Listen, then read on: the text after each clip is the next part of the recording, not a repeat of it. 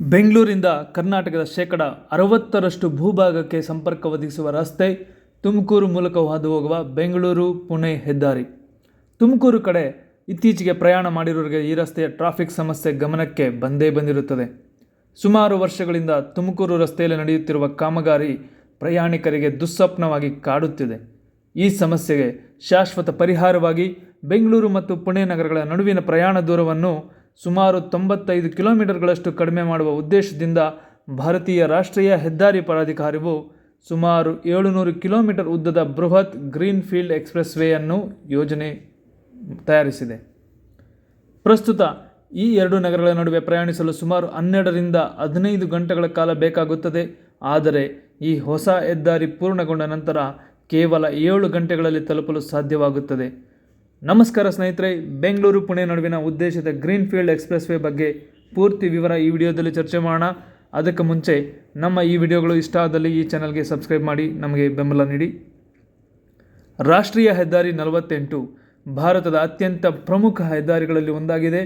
ಇದು ದೇಶದ ಎರಡು ದೊಡ್ಡ ಆರ್ಥಿಕ ಕೇಂದ್ರಗಳಾದ ಬೆಂಗಳೂರು ಮತ್ತು ಮುಂಬೈಯನ್ನು ಪುಣೆಯ ಮೂಲಕ ಸಂಪರ್ಕಿಸುತ್ತದೆ. ಇದನ್ನು ಸುವರ್ಣ ಚತುಷ್ಕೋನ ಯೋಜನೆಯ ಭಾಗವಾಗಿ ಅಭಿವೃದ್ಧಿಪಡಿಸಲಾಗಿದೆ. ಈ ಹೆದ್ದಾರಿಯ ಕರ್ನಾಟಕ ಮತ್ತು ಮಹಾರಾಷ್ಟ್ರ ರಾಜ್ಯಗಳ ನಡುವಿನ ವಾಣಿಜ್ಯ ವ್ಯವಹಾರದ ಬೆನ್ನೆಲುಬಾಗಿದೆ. ಕರ್ನಾಟಕದಲ್ಲಿ ಈ ಹೆದ್ದಾರಿಯು ಬೆಂಗಳೂರಿನಿಂದ ಆರಂಭವಾಗಿ ನೆಲಮಂಗಲ, ತುಮಕೂರು, ಸಿರಾ, ಹಿರಿಯೂರು, ಚಿತ್ರದುರ್ಗ, ದಾವಣಗೆರೆ, ಹಾವೇರಿ, ಹುಬ್ಬಳ್ಳಿ, ಧಾರವಾಡ ಮತ್ತು ಬೆಳಗಾವಿಯ ಮೂಲಕ ಹಾದು ಹೋಗುತ್ತದೆ. ನಂತರ ಮಹಾರಾಷ್ಟ್ರ ಪ್ರವೇಶಿಸಿ ಕೊಲ್ಹಾಪುರ, ಸತಾರಾ ಮತ್ತು ಪುಣೆಯನ್ನು ತಲುಪುತ್ತದೆ. ಈ ಮಾರ್ಗವು ಸುಮಾರು 840 ಕಿಲೋಮೀಟರ್ ಉದ್ದವಿದ್ದು ಪ್ರಸ್ತುತ ಪ್ರಯಾಣಕ್ಕೆ 13ರಿಂದ 16 ಗಂಟೆಗಳ ಸಮಯ ತೆಗೆದುಕೊಳ್ಳುತ್ತದೆ. ಪ್ರಸ್ತುತ ಈ ಹೆದ್ದಾರಿಯು ಬಹುತೇಕ ಕಡೆಗಳಲ್ಲಿ 4 ಮತ್ತು 6 ಲೇನ್ಗಳ ಹೆದ್ದಾರಿಯಾಗಿದೆ. ಆದರೆ ವಾಹನಗಳ ಸಂಖ್ಯೆ ಅತಿಯಾಗಿ ಹೆಚ್ಚಾಗಿರುವುದರಿಂದ ವಿಶೇಷವಾಗಿ ಹುಬ್ಬಳ್ಳಿ, ಧಾರವಾಡ ಮತ್ತು ತುಮಕೂರು, ಬೆಂಗಳೂರು ನಡುವಿನ ಭಾಗಗಳಲ್ಲಿ ಭಾರೀ ಟ್ರಾಫಿಕ್ ಜಾಮ್ ಕಂಡುಬರುತ್ತಾ ಇರ್ತದೆ. ಈ ಸಮಸ್ಯೆಯನ್ನು ನೀಗಿಸಲು ಕೇಂದ್ರ ಸರ್ಕಾರವು ಬೆಂಗಳೂರು ಚೆನ್ನೈ ನಡುವೆ ನಿರ್ಮಿಸುತ್ತಿರುವ ಹೊಸ ಹೆದ್ದಾರಿಯಂತೆ ಬೆಂಗಳೂರು ಪುಣೆ ನಡುವೆಯೂ ಸಂಪೂರ್ಣ ಹೊಸ ಮಾರ್ಗದಲ್ಲಿ ಹೆದ್ದಾರಿ ನಿರ್ಮಿಸಲು ಮುಂದಾಗಿರುವುದು ಸ್ವಾಗತಾರ್ಹ. ಈ ಹೊಸ ಎಕ್ಸ್ಪ್ರೆಸ್ ವೇ ಕರ್ನಾಟಕದ 9 ಜಿಲ್ಲೆಗಳಾದ ಬೆಂಗಳೂರು ಗ್ರಾಮಾಂತರ ಜಿಲ್ಲೆಯ ದೊಡ್ಡಬಳ್ಳಾಪುರ, ದಾಬಸ್ಪೇಟೆ ನಡುವೆ ಬರುವ ಮರಳುಕುಂಟೆ ಬಳಿ, ಅಂದರೆ ಎಲ್ಲಿ ಕ್ವೀನ್ ಸಿಟಿ ಅನ್ನೋದು ಒಂದು ಹೊಸ ಯೋಜನೆ ಶುರುವಾಗಲಿದೆ, ಅಲ್ಲಿಗೆ ಸಮೀಪದಲ್ಲಿ STRRಗೆ ನೇರ ಸಂಪರ್ಕ ಒದಗಿಸುತ್ತಾ ಶುರುವಾಗಲಿದೆ. ಇದು ತುಮಕೂರು, ಚಿತ್ರದುರ್ಗ, ದಾವಣಗೆರೆ, ವಿಜಯನಗರ, ಕೊಪ್ಪಳ, ಗದಗ, ಬಾಗಲಕೋಟೆ ಮತ್ತು ಬೆಳಗಾವಿ ಜಿಲ್ಲೆಗಳ ಮೂಲಕ ಹಾದು ಹೋಗಿ ಮಹಾರಾಷ್ಟ್ರದ ಸಾಂಗ್ಲಿ, ಸತಾರಾ ಜಿಲ್ಲೆಗಳ ಮೂಲಕ ಪುಣೆಯನ್ನು ಕಾಂಜಲೆ ಎಂಬ ಸ್ಥಳದಲ್ಲಿ ತಲುಪುತ್ತೆ. ಅದು ಪುಣೆ ರಿಂಗ್ ರೋಡ್ಗಳನ್ನು ಕೂಡ ಇಂಟಿಗ್ರೇಟ್ ಆಗಲಿದೆ. ಆರಂಭದಲ್ಲಿ 6 ಪಥಗಳ ರಸ್ತೆಯಾಗಿ ನಿರ್ಮಾಣಗೊಳ್ಳಲಿದ್ದು ಭವಿಷ್ಯದಲ್ಲಿ ಅಗತ್ಯಕ್ಕೆ ತಕ್ಕಂತೆ 8 ಪಥಗಳಿಗೆ ವಿಸ್ತರಿಸುವ ವಿನ್ಯಾಸವನ್ನು ಹೊಂದಿರಲಿದೆ. ಈ ಬೃಹತ್ ಯೋಜನೆಯ ಒಟ್ಟು ಅಂದಾಜು ವೆಚ್ಚ ಸುಮಾರು 50,000 ಕೋಟಿ ಎಂದು ಅಂದಾಜಿಸಲಾಗಿದೆ. ಇದು ಭಾರತ್ಮಾಲಾ ಪರಿಯೋಜನಾ ಹಂತ 2ರ ಅಡಿಯಲ್ಲಿ ಅನುಷ್ಠಾನಗೊಳ್ಳುತ್ತಿದೆ. ಈ ಹೆದ್ದಾರಿಯ ವಿಶೇಷತೆ ಎಂದರೆ ಇದು ಕೃಷ್ಣ ಮತ್ತು ತುಂಗಭದ್ರಾ ಸೇರಿದಂತೆ ಒಟ್ಟು 10 ಪ್ರಮುಖ ನದಿಗಳನ್ನು ದಾಟಲಿದೆ. ಅಲ್ಲದೆ ತುರ್ತು ಸಂದರ್ಭಗಳಲ್ಲಿ ವಾಯುಪಡೆಯ ವಿಮಾನಗಳು ಇಳಿಯಲು ಅನುಕೂಲವಾಗುವಂತೆ ಬೆಂಗಳೂರು ಮತ್ತು ಪುಣೆ ಸಮೀಪ ತಲಾ 5 ಕಿಲೋಮೀಟರ್ ಉದ್ದದ ವಿಶೇಷ ವಾಯುಪಡೆಯ ರನ್ವೇಗಳನ್ನು, ಅಂದರೆ ಎಮರ್ಜೆನ್ಸಿ ಏರ್ ಸ್ಟ್ರಿಪ್ಗಳನ್ನು ನಿರ್ಮಿಸಲಾಗುತ್ತಿದೆ.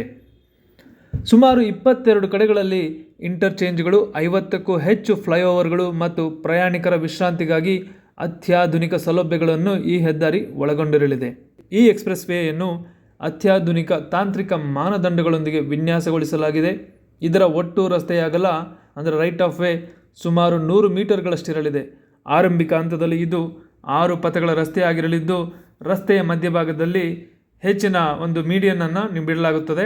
ಭವಿಷ್ಯದಲ್ಲಿ ವಾಹನಗಳ ಸಂಖ್ಯೆ ಹೆಚ್ಚಾದಾಗ ಯಾವುದೇ ಹೆಚ್ಚುವರಿ ಭೂಸ್ವಾಧೀನವಿಲ್ಲದೆ ಇದನ್ನು ಸುಲಭವಾಗಿ 8 ಲೇನ್ಗೆ ವಿಸ್ತರಿಸಲು ಅವಕಾಶ ಕಲ್ಪಿಸಲಾಗಿದೆ.